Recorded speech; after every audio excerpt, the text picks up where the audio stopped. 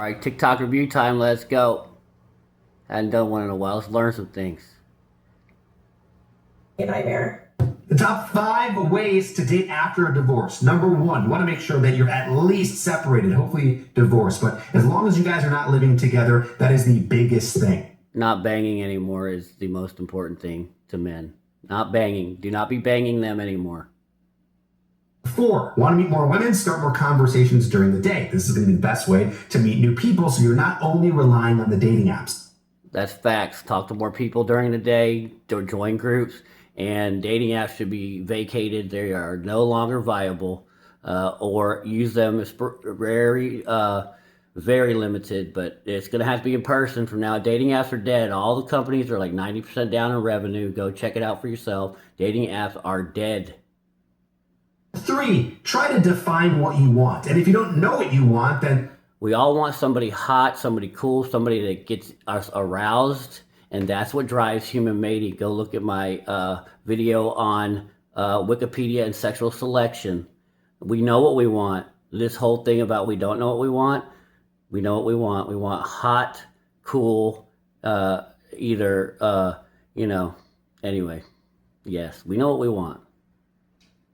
the definition. Know what's going on ahead of you. Are you looking for just a hookup? Are you looking for a long-term relationship? And Okay, well, all men are looking to bang right away. Women know this. This ain't no secret.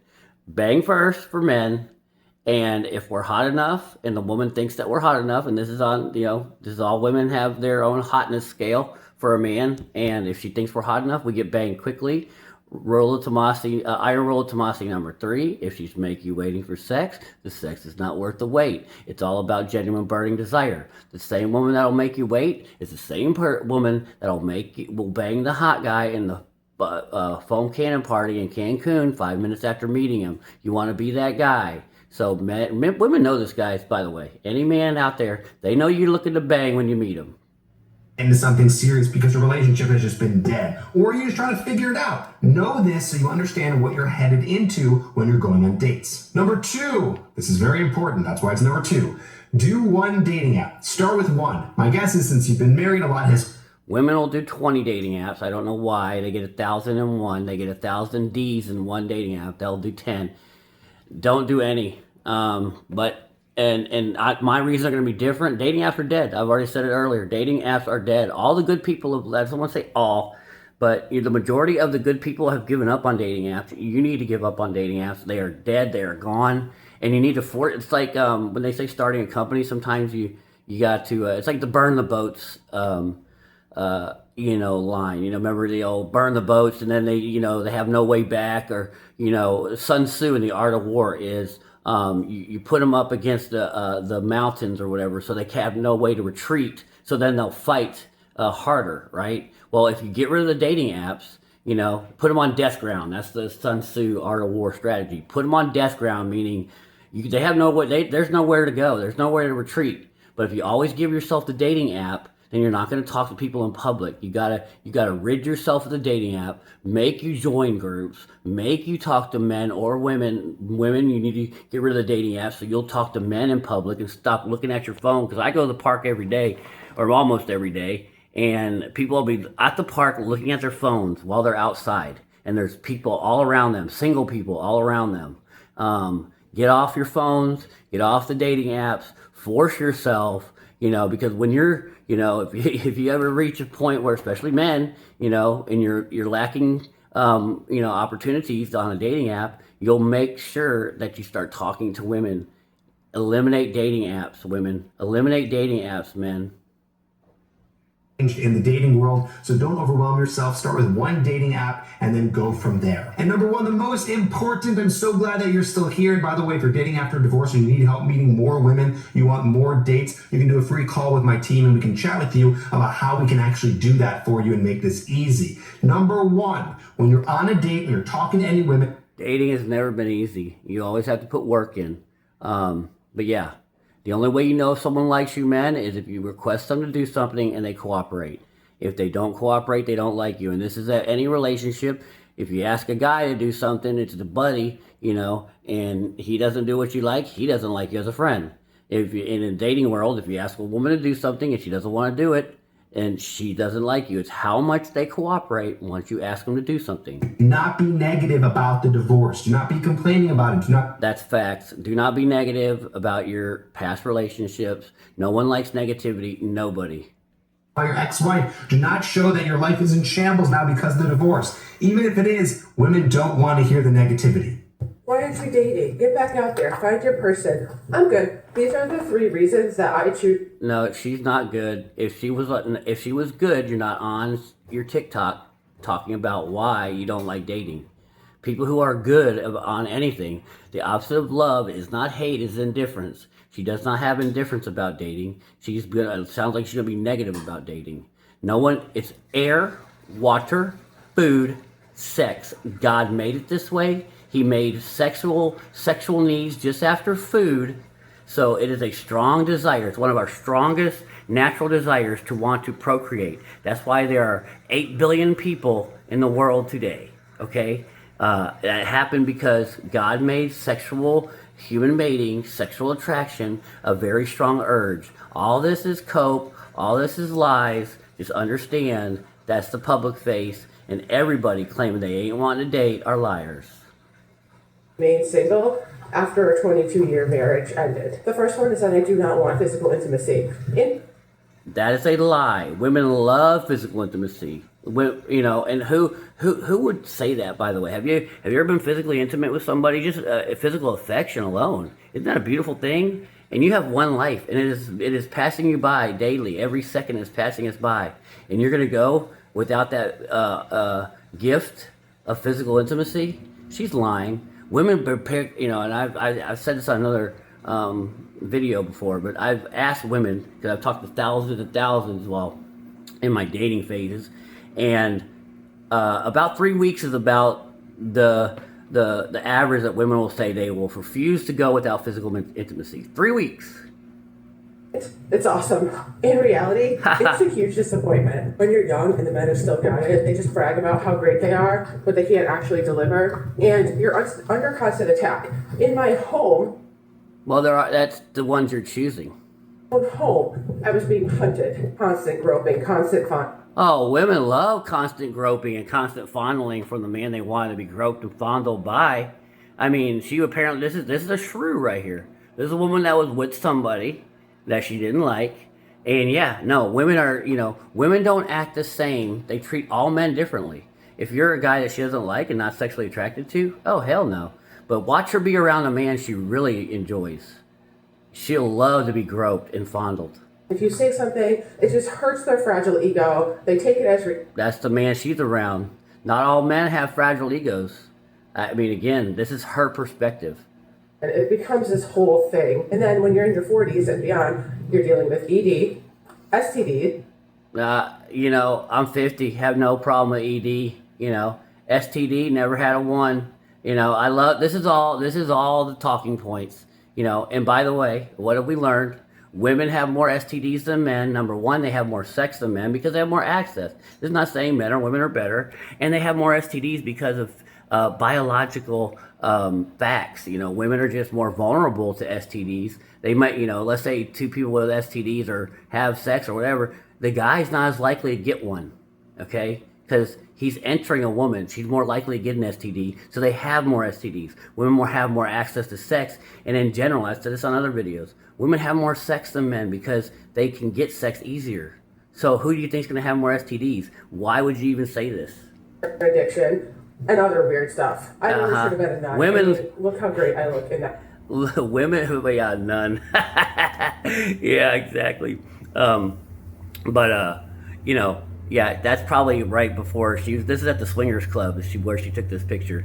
But anyway, no, women love porn, by the way. And go look at all the romance novels. And trust me, I hate the romance novels. Those things are worse than porn.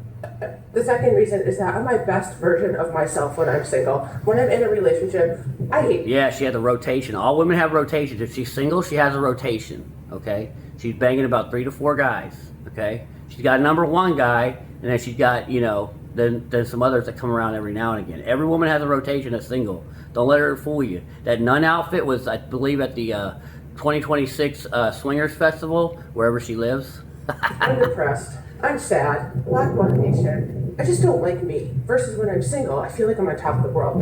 I'm thriving. I'm laser focused. So everybody in a relationship right now, do you agree with this?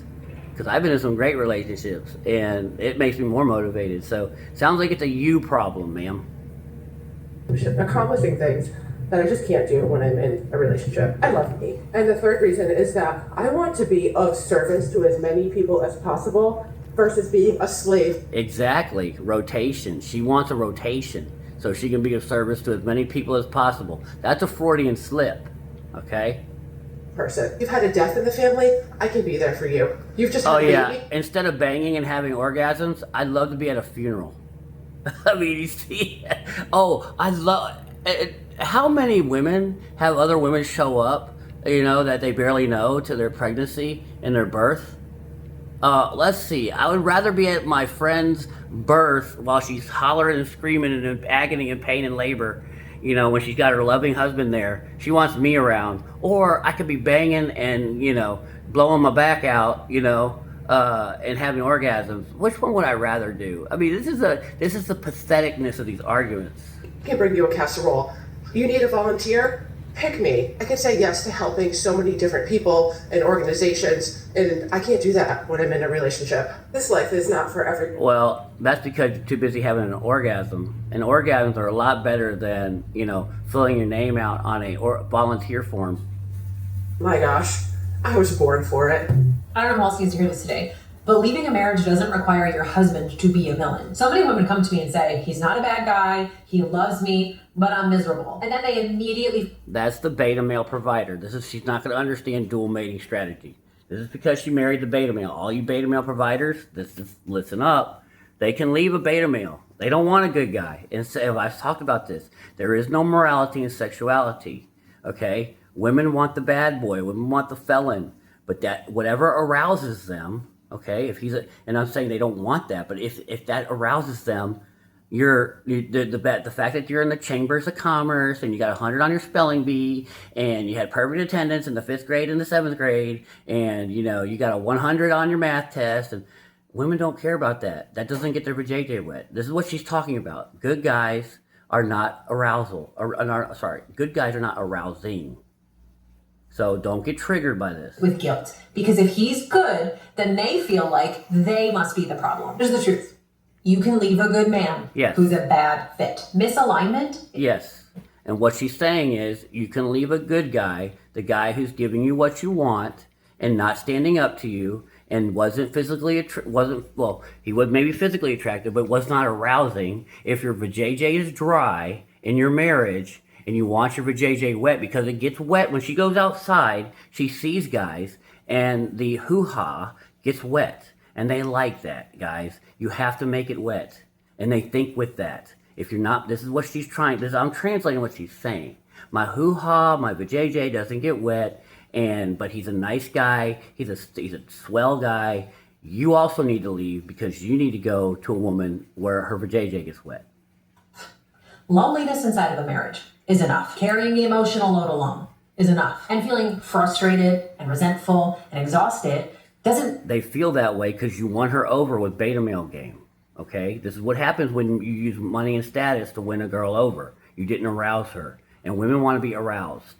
Grateful. It means you've been over-functioning for a long time. A lot of women stay because they don't want to hurt him. And they're scared of the unknown. They've been together forever and they just can't picture what life would look like on the other side. But staying out of guilt slowly turns into self-abandonment. And they get disgusted. If you played beta male game, guys, this is the conversation women are having with themselves. Okay, listen up to this. This is important. If you played beta male game and she's not aroused, women think with their hoo-has. Okay, they're vajayjays. Okay, and if you're not talking to that, meaning figuratively, then she doesn't want you, and they go through this dance here. They get disgusted being with men that are good guys that they're aroused by. Fear just delays the inevitable pain.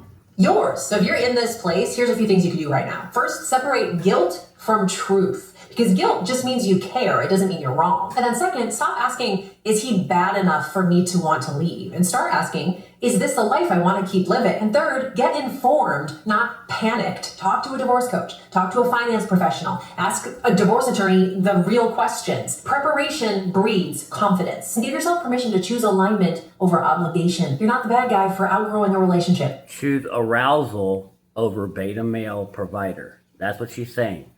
She says alignment. It is arousal. Women want to be aroused. Okay? We have sugar, spice, and everything nice. We've been taught lies.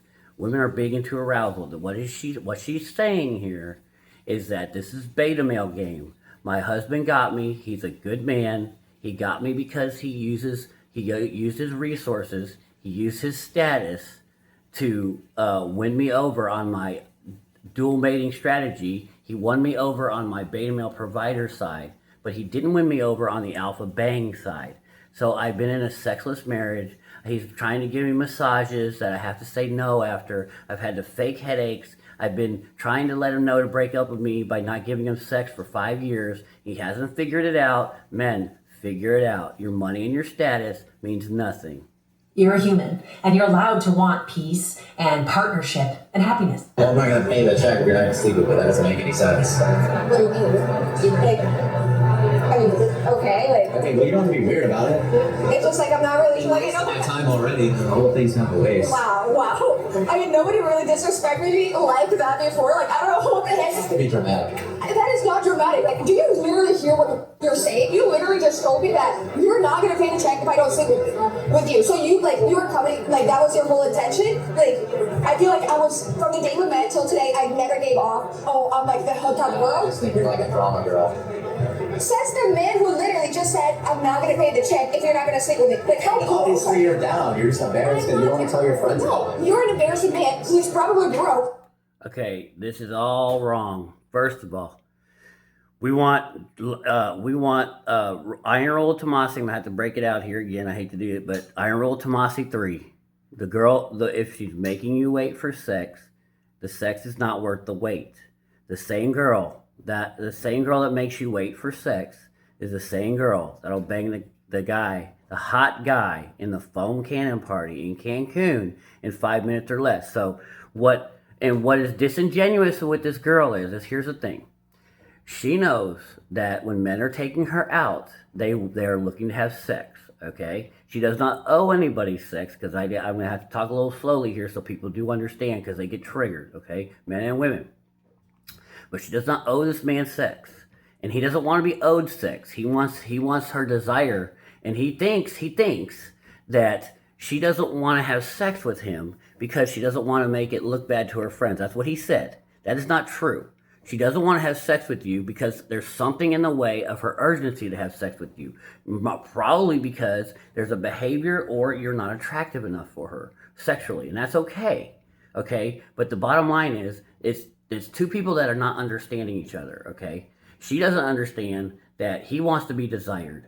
And by her not having sex with him is her showing him that she's not desirous of him. And this affects his ego, okay? The fact of the matter is that now she's going to get personal. When women get offended, they get personal. He doesn't mean that he's not saying that you have to pay the bill, and then, I'm not paying the bill because you want to have sex. He's saying, I've taken you out, I spent my time, my resources, my money, and there's supposed to be, and this is true, there is an unspoken truth. Women know that men want to have sex with them when they take them out, and she has no desire to do that. So she should not be going out with him. She doesn't need to have sex with him, but she also needs to know that that's part of the reason he's taking her out. If she has no interest in having sex with him, then she needs to not waste his time, not waste his resources, and let him go out with a girl that does want to have sex with him. You placed yourself in this position, ma'am, but nobody should feel obligated to have sex with anybody. Yeah. Honestly, I want to be a part of this. I'm just gonna how much is it? We're literally having this whole fight over $130. That's a lot. That's a lot of time, resources, and men have to protect their time and their resources because they're going to have to use it on another woman that really likes them. You look how she's dressed. So you have perpetrated a fraud. You weren't sexually into me. You shouldn't have gone out with me. But women will do that want attention, and want to just, fill their schedule with some fun stuff. Men don't find this fun, ladies, and that's the issue. He's upset because this woman doesn't desire him, and men want to be desired. Okay, it has nothing to do with money. It's that he feels that he's not desired by you, and by going out on a date that you should be with full faith effort deciding whether you want to be sexual with him or not. Okay. And have that urge, but the fact that you probably didn't, and you were looking to fill your time and your schedule, you made this man use money and resources on you, and that's a little bit disingenuous. Wow. She asked me. Should you date somebody going through a divorce? Let's talk about it. Hi, I'm Kat. I'm a matchmaker, dating coach, and host of Dear Matchmaker podcast. So part of the work I do is Oh Lord, a woman matchmaker. With online dating, and we sit down together and Oh Lord, online dating. You gotta quit. Going back and forth. And sometimes people will show up and it says separated. Or they'll say divorced, and then they end up finding out on that first date that the other person is going through a divorce. And one of the things that women will tell me is he's not ready. Well, there's a difference between men going through a divorce and women going through a divorce. Women that are separated are usually done. Men that are saying they're separated are usually still married. Play the field. He needs to sow his oats. He needs to go out there and see what's out there. And I think that for some, that's true, but it's not true for all. I think that there are some circumstances and situations in which people have been in a loveless marriage for a really long time, or the divorce has been way overdue. There are some scenarios in which people really are ready for a long-term relationship. Now, your job is not to accuse somebody whether or not they're ready when you first meet them. Your job is to assess, Women are, men and women, we're always assessing arousal. We know this. Go ahead. Allow that other person to show up to say, are they really ready to be in a long-term relationship? Are they emotionally stable? Nobody knows until they meet you how aroused they are, how the chemical romance is working in the beginning. Nobody knows on a first date. That's not what we're doing on a first date. We're seeing what our arousal to each other is, what our sexual attraction is to each other. That's what happens. Nobody's ready to get married after a first date. I don't know why. Nobody knows whether they want a long-term relationship after a first date. But they do know whether they're aroused or not, and how much they're willing to give in to their sexual urgency. Women should, if they really like you, women will be willing to give in to their sexual urgency and move into your frame as a man. If they're not sexually aroused by you, they'll make you wait. The longer they make you wait, the less interested they are in you. Available. Are they showing up consistently? Do they not keep you guessing? Do their actions align with what they're telling you? And the reason why I say this is because I think that there are so many singles that are out there that are going through a divorce that I think that so many people just pass by or make the assumption that they're not ready to date. You just owe it to yourself to explore it. I just don't want you to make those assumptions on the dating app. That if you find somebody that you're curious about, just go on a date with them. Women are going to do whatever they want to do. That's why these matchmaker advice things, these dating coaches, it's if he's hot, they're going to bang him. If he's not, they're not going to. The women aren't going to listen to any advice, especially if he's super hot. I doubt. And why do I think that this is so important? Because if I had that philosophy, I wouldn't be with my husband. I was my husband's first date going through his divorce. And if I had that philosophy, I wouldn't be with him today. Oh, and we've been together for over 10 years. And he's super hot. I don't know. What are your thoughts? Put your thoughts down below. Make sure to like, share, and all the things. You know how much I appreciate you. I'll see you again soon. Take care. All right, see you on the next one. Here's the thing, nobody